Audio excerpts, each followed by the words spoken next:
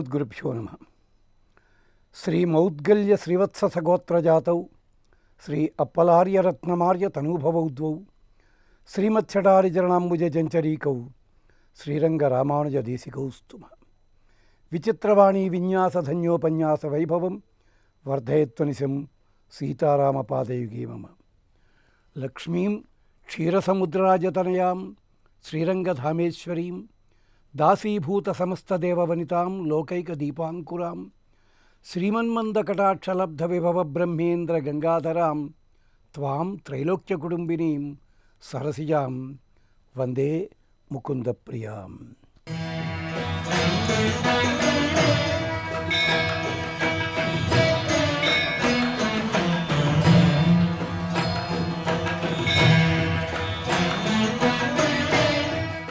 మాట మాట్లాడడం అన్నది ఎలాగ మాట్లాడితే 10 మందికి ఆనందం కలుగుతుంది. ఏదో దారైపోయేవాడిని పలకరించినట్టుగా కులాసాగా ఉన్నావా ఈ పదం అందరూ అంటారు. కానీ ఒక్కొక్కళ్ళ ఆ పదం ప్రయోగిస్తే ఆత్మీయత పొంగుతుంది. అందున దేవతా సంబంధమైన చదివేటప్పుడు ఆత్మీయత కూడా ఉండాలి. దానికోసం పెద్దలు కొన్ని మార్గాలు చెప్పారు. ఈ మార్గాలు మనకి ఆచరించి చూపించిన మహానుభావుడు ఒక ఆయన ఉన్నారు. ఎవరో తెలుసునా? హనుమంతుడు రాముడితోటి మాట్లాడుతుంటే రామచంద్రస్వామి ఎంత సంబరపడ్డాడో. అసలు ఇలా మాట్లాడే వ్యక్తి ఎక్కడైనా ఉంటాడా? ఇతనే కనుక మనకు ఉపయోగిస్తే ఎంత బాగుంటుంది అన్నాడు. మనము శ్రీ సూక్తం చదివేటప్పుడు కూడా ప్రతి అక్షరము ప్రతి పదము అంతటి ఆత్మీయతతో, శ్రీ సూక్తమే కాదు సందర్భం కనుక శ్రీ సూక్తం అంటున్నాం, అసలు ఏది చదివినా అలా చదవాలి. ఎలాగో తెలుసా? తొందరగా చదవకండి. గీతి శీఘ్రీ శిరకంపి అలిఖిత పాఠక అల్పకంఠశ్చ అనర్ధజ్ఞశ్చ. ఈ పొరపాటు చేయకండి. టైం లేదని చెప్పి గబగబ చదివేయడం, అక్షరాలు మింగేస్తాం. గీతి దీర్ఘాలు తీసుకుంటూ చదవద్దు. శీఘ్రీ అలా చదవకండి. శిరకంపి నేను చదువుతున్నాను చూసావా, తల అనవసరంగా ఊపకండి. గీతి శీఘ్రీ శిరకంపి అలిఖిత పాఠక, అక్కడ లేని పదాన్ని కొత్తగా చదవకండి. తర్వాత మాట్లాడుకుందాం అదేమిటన్నది. అల్పకంఠశ్చ, నీకు నమ్మకం లేకపోతే చదివేదాని మీద గొంతు వెంటనే దిగిపోతుంది, గుణుగుతున్నట్టుగా చదువుతాం. వద్దు. అల్పకంఠశ్చ అనర్ధజ్ఞశ్చ, పదాన్ని పలికేటప్పుడు అసలు అర్థం రాకపోయినా ప్రమాదకరమైన అర్థం రాకూడదు. మరి ఎలా చదవాలంటారా? మాధుర్యం, చదువుతుంటే ఒకసారి మళ్ళీ ఆ పదమును వింటాను నేను అనిపించాలట. అక్షర వ్యక్తి, అక్షరములు సరిగ్గా పలకాలి. స ష స చ ఛ ఛ ఇలాంటివి ఆ స్వరములు సరిగ్గా ఉపయోగించాలి మనం. అక్షర వ్యక్తి. ధైర్యం, ఇదిగో నేను ఈ పదం చెప్తున్నాను, ఈ పదం అర్థం ఇది అంటూ ఆ స్థితిలో నమ్మకంతో పదం పలకాలి. లయ సమన్విత, మాట్లాడుతుంటే ఒక తూగు ఉండాలి. అమ్మ పిల్లవాడిని బుద్ధగించినట్టుగా, నాన్న అదిలింపులో కూడా ఒక తూగు ఉంటుంది, మిత్రుడి పలకరింపులో ఉంటుంది, ప్రియురాలి సందేశంలో ఉంటుంది. ప్రతి చోట ఒక లయ సమన్విత. ఇలాంటి గుణములు అన్నీ చాలా పెద్ద కదా, పక్కనెట్టే పెడదాం. మనం శ్రీ సూక్తం మాట్లాడుకుంటున్నాం కదా, దేవతా సంబంధమైన సూక్తాలు ఎలా మాట్లాడాలో ఒక్క మాట చెప్పుకుని శ్రీ అర్థాన్ని మనం చెప్పుకుని అప్పుడు శ్రీ సూక్త వైభవంలోకి అడుగు పెడతామన్నమాట. ఏమిటంటే ఇక్కడ కూడా మళ్ళీ హనుమంతుడి ఉదాహరణ. రాముడితో మాట్లాడుతుంటే ఎగాదిగా చూసి ఇతను ఋగ్వేదాన్ని బాగా శిక్షణ పొందినట్టున్నాడే, యజుర్వేదం కూడా బాగా జ్ఞాపకం పెట్టుకున్నాడు, సామవేదం కూడా బాగా పాండిత్యం సంపాదించాడు అన్నాడు. 3 వేదాలకి 3 పదాలు ఏమిటి? 3 వేదాలు చదివాడంటే అయిపోతుంది కదా? కాదు. ఎంచేతంటే వేదమును బాగా సాధన చేసిన వాళ్ళకి ఆధునిక పరిభాషలో ఆంగ్లంలో వాయిస్ కల్చర్ మాడ్యులేషన్ అంటారే, అది బాగా తెలుస్తుంది. వేదం చెప్పింది. 3 ఉన్నాం, ఏ శృతిలో మాట్లాడాలి. 10 మంది ఉన్నాం, ఎలా మాట్లాడాలి. ఇంకొకళ్ళు చెప్తూ 3 రకాల శృతులు ఉన్నాయి. యత్క్రౌంచం తదాసురమన్వాహ, రాక్షసులతో మాట్లాడినప్పుడు అరచి మాట్లాడాలిట. అంటే అది క్రౌంచ పక్షి వలె, అంటే ఇది తారస్థాయి అంటారు, అప్పర్ స్కేల్ అంటారు దీన్ని. రెండవది యన్మంద్రం మానుషత్వాయ, మానవులు ఉన్నారు, మనం మాట అరవక్కల ఎదురుగునా ఉన్నాం కదా, అయిపోయింది. యన్మంత్రం మానుషత్వాయ. కానీ దేవతార్చన చేసేటప్పుడు మాత్రము అరచీ మంత్రాలు చదవకూడదు, గొణుక్కుంటూ మంత్రాలు చదవకూడదు, మధ్యమ శృతిలో చదవాలి. తత్ యత్ అంతరా సూచ్యగం దేవత్వాయ. ఊర్ధ్వము కాదు, కిందది కాదు, మధ్యము. అది ఎక్కడన్నాడు? రాముడే అన్నాడు. రాముడు శ్రీ మహావిష్ణువు, లక్ష్మణస్వామి ఆదిశేషుడు, హనుమంతుడు సాక్షాత్తు వాయుపుత్రుడు, రుద్రాంశ సంభూతుడు. ముగ్గురు దేవతలే కదా. ఏ శృతిలో మాట్లాడుకుంటారు? మధ్యమ శృతిలో మాట్లాడుకుంటారు. అదే అన్నాడు హనుమత్స్వామి మాట్లాడుతుండగా. రాముడు అంటాడు, ఉరస్తం కంఠగం వాక్యం మధ్యమస్వర వర్తతే. అది చమత్కారం. అంచేత మనం శ్రీ సూక్తాన్ని చక్కగా మధ్యమ శృతిలో మాట్లాడదాము. అది దాంట్లో ఉన్న విశేషం. మరి దీనికి కొంచెం కొనసాగింపు చెప్పుకుందాం. సీతమ్మ చుట్టూ రాక్షస స్త్రీలు ఉన్నారు కదా. సీతమ్మ దేవతే, ఈయన దేవతే. మధ్యమ శృతిలో మాట్లాడలేదు హనుమంతుడు. ఏం చేశాడో తెలుసా? మానవ భాషలో మాట్లాడాడు. ఎందుకని? మానుషీం వాచం అన్నాడు, అంటే దిగువ స్థాయిలో మాట్లాడతానన్నాడు. అందుకనే రాక్షసులకు వినిపించలేదు ఆ మాటలు. మాట్లాడుతుంటే సీతమ్మకే వినిపించాయి. ఇది చమత్కారం. అందుకని సరే అల్లా అట్టే పెడదాం దాన్ని. కాబట్టి మనం మాట్లాడేటప్పుడు, వేద సూక్తాలు చదివేటప్పుడు మధ్యమ శృతిలో శ్రద్ధగా చదువుదాము. ఇప్పుడు అడుగు పెడుతున్నాం శ్రీ సూక్త వైభవంలోకి. ముందుగా ఉక్తం అంటే చెప్పుకున్నాం. సూక్తం, ఉక్తం బాగా చెప్పుట, అంటే దాంట్లో ఎక్కడా దోషం ఉండడానికి వీల్లేదు. అయ్యా, వేదంలో వాక్యాలన్నీ అలాగే ఉంటాయి కదండి, దోషం అంటారేమిటండి అని మీరు అంటారా?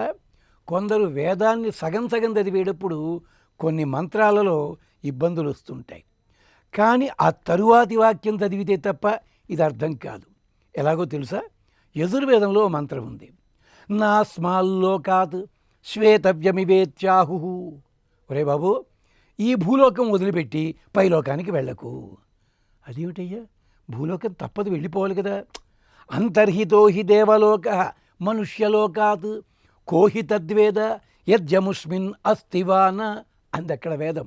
అంటే పైలోకం ఉందో లేదో ఎవడు తోడొచ్చాడు, అది నమ్మకు, పైలోకం కంటికి కనిపించటం లేదు. ఈ వాక్యం చదవగానే ఎవరికైనా ఏమనిపిస్తుందో తెలుసా? అంటే భూలోకమే బాగుంది, పైలోకం లేదని నాస్తికవాదం వస్తుంది. కానీ దాని అర్థం అది కాదు. అక్కడ అర్థం అది కాదు. అక్కడ తరువాతి వాక్యాలు చదవాలి. నువ్వు ఏ ఉన్నతమైన ఆనందం కోసం ఊర్ధ్వలోకానికి వెడుతున్నావో అలాంటి భగవంతుడే నీ కిందకి దిగొస్తున్నాడే, అర్చారూపంలో వస్తున్నాడే. గాలి, నీరు, నిప్పు ఇలాంటి వాటిల్లో భగవంతుడు కనిపిస్తున్నాడే.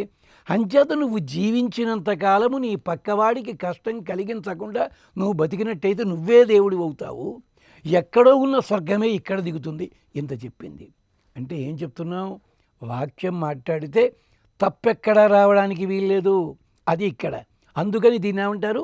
సూక్తి అంటారు. అంటే బాగుగా చెప్పిన మాట, అదనమాట సూక్తి అంటే. ఇది శ్రీ సూక్తం, లక్ష్మీ అమ్మవారికి సంబంధించిన సూక్తం. దీంట్లో ఎక్కడా కూడా తేడా రాదు. చూస్తే అయ్యా ఇక్కడ వాక్యం ఉందండి, దీంట్లో మాకేదో వేదార్థం తోస్తుంది, మీరు అన్నట్టుగా లేదు అనడానికి లేదు. నీకు అర్థం కాకపోవచ్చు, కానీ అక్కడ మాత్రం అర్థం అదే ఉంటుంది. చాలా సందర్భాల్లో వేరే వేరే మంత్రాలు ఉన్నాయి, ఇలాంటివి లేవని అంటలే, కానీ వాటి మంత్రాలకి వేరేది జోడిస్తే తప్ప ఆ ప్రయోజనం రాదనమాట. అందుకని శ్రీ సూక్తం, శ్రీ సూక్త వైభవాన్ని మనం మాట్లాడుతున్నాం. ఇంతవరకు శ్రీ సూక్తానికి సంబంధించి ఉపోద్ఘాతంలో భాగం నడిచింది. ఇప్పుడు ఒక్కటే అక్షరం ఉంది. ఆ ఒక్క అక్షరం చెప్పుకుని ఈ శ్రీ సూక్తం గొప్పతనాన్ని ఎవరు ఎవరికి ఉపదేశించారు? వేదంలో ఉన్నదే ఉంది కదా, మరి దాని వైభవాన్ని ఎవరు చెప్పారు? ఏ ఏ గ్రంథాల్లో ఏవే విశేషాలు చెప్పారు? ఆధునికులైన కవులు ఎలా ఆరాధన చేశారు? అమ్మవారి ఆరాధన కేవలం ధనం కోసమేనా? ధనమేనా లక్ష్మి అంటే? ఇంకేమిటి అన్న ఈ వివరాలని మనం మాట్లాడుకునే ప్రయత్నం చేద్దాం. ఏమంటున్నాం? శ్రీ, ఈ పేరులోనే చాలా విశేషం ఉంది. ఎందుకంటారా? వేదం ఋక్ యజు సామ వేదం అని చెప్పి అధర్వణ వేదం కూడా ఉంది. అధర్వణ వేదాన్ని మన వాళ్ళు ఓ కారణం చేత కొన్నాళ్ళ పాటు పక్కన ఎట్టే పెట్టారు. దాన్ని అగౌరవపడతలే, వేరే కారణాలు. అది మనకి ప్రస్తుతం అది చర్చకి కాదు గనక దాన్ని అలా అంటలేదు. అధర్వణ వేదంలో కూడా శ్రీ సూక్తం ఉంది, అది విశేషం. ఈ వేదంలో ఓ మాట ఉంది, ఋక్ యజుగుంషి సామాని సాహి శ్రీరమృతా సదా. ఋగ్వేదము, యజుర్వేదము, సామవేదము, 3 వేదములలో ఉండే ప్రధాన సూక్తములన్నీ కలిపితే సారముందే అది ఒక్క అక్షరంలో తేలిందిరా నాయన. ఒక్క అక్షరము లోపల ఉంది. ఋక్ యజు గుంషి సామాని సాహి శ్రీరమృతా సదా. సాహి శ్రీ, అమృత, అమృతత్వమైనది శ్రీ, అందుకని శ్రీ సూక్తం. దాంట్లో మంత్రముల సంఖ్యలో తక్కువే ఉండొచ్చును, కానీ ఫలితం మాత్రం అద్భుతంగా ఇస్తుంది. ఇది శ్రీ సూక్తం అంటే. తర్వాత అడిగారు కదా ఏమిటా మాట, అధర్వణ వేదం ఎందుకు పక్కనెట్టావు? పక్కని పెట్టలే. అధర్వణ వేదం దేనికంటే మనము చదివే చదువు వల్ల, మంత్రాల వల్ల పుష్టి కలగాలి, బలం కలగాలి, శాంతి కలగాలి. ఇది కూడా దాంట్లో చెప్పారు. 3వది, మనం ప్రారంభించగానే విఘ్నాలు వస్తాయి, విఘ్నాలు తొలగించాలి, అయిష్టం తొలగించాలి.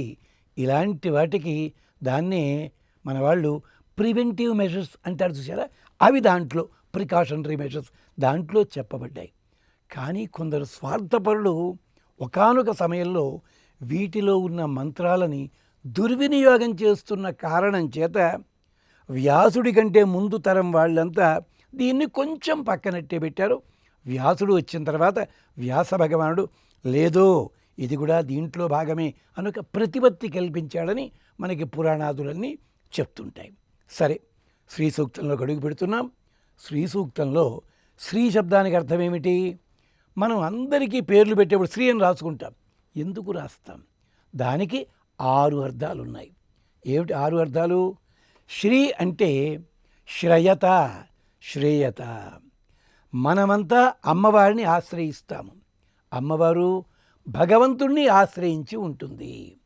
లోకంలో అంతే కదండి, మనం కోరుకునేది సంపద, అమ్మవారిని ప్రార్థిస్తాం. మరి అమ్మవారే ఇస్తుందా? స్వామితో కూడిన అమ్మవారి ఇస్తుంది. అందుకని స్వామిని ఆశ్రయించి ఉంటుంది. ఎలాగంటారా, ఒక తుపాకీ అక్కడ పడి ఉంది, ఒక మనిషి ఇక్కడ ఉన్నాడు.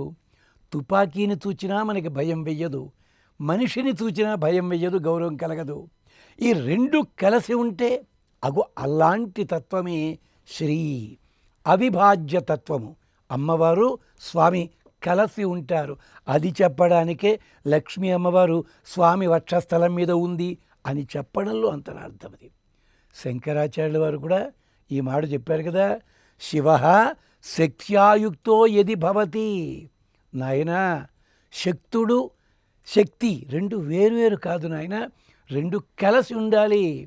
ఇదే రుక్మిణి అమ్మవారు కూడా ఆరాధన చేసేటప్పుడు నమ్మితి నామనంబున సనాతనులైన ఉమామహేశులన్ మిమ్ము పురాణ దంపతుల ఇద్దరికి కలిపి నమస్కారం పెట్టింది. అంచేత శ్రీ అంటే మన చేత ఆశ్రయించబడేది, స్వామిని ఆశ్రయించి ఉండేది. చిన్న చిన్న ఉదాహరణలు చెప్పుకుందాం. లక్ష్మణస్వామిని అడవికి రావద్దు అంటున్నాడు. రావద్దు అనగానే ఏం చెప్పాడు? రామచంద్రస్వామి రావద్దు అంటుంటే సీతమ్మవారిని ప్రార్థన చేశాడు ఆయన. ఎవనో తెలుసునా? అమ్మ నేను వస్తాను అంటే అమ్మవారిని ఆశ్రయించాడు ఆయన. అప్పుడు ఆశ్రయించిన కారణం చేతే స్వామి అనుమతించాడు.